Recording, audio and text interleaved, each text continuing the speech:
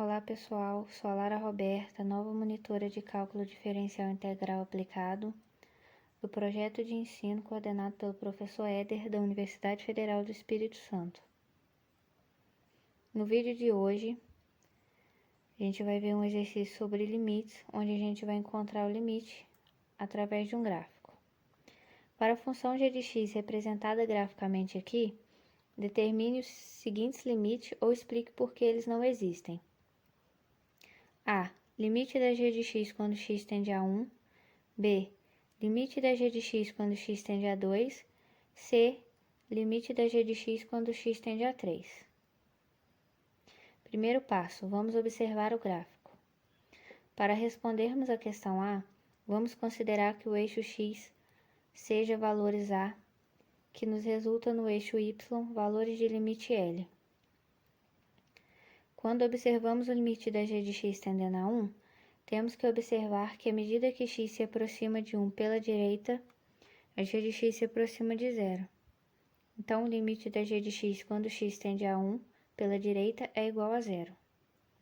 Por outro lado, à medida que x se aproxima de 1 pela esquerda, a g de x se aproxima de 1. Então, o limite da g de x quando x tende a 1 pela esquerda é igual a 1. Então, como temos os limites laterais diferentes, este limite não existe. Ainda observando o gráfico, para respondermos a questão B,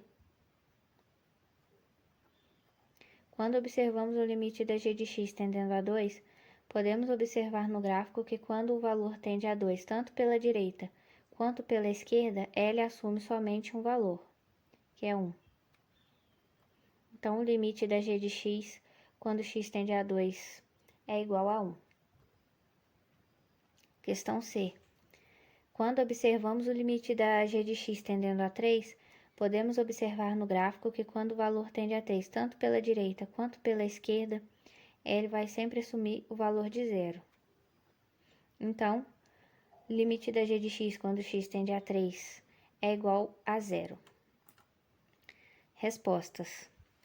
A.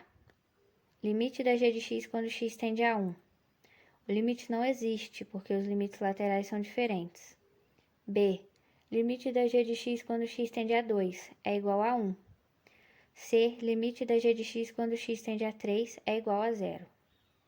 Então, sintetizando, para resolvermos questões assim, temos que ter uma boa interpretação de gráfico e não podemos esquecer de observar os limites laterais. Prontinho, questão bem fácil, só que demanda um pouco de atenção. Muito obrigada pela atenção.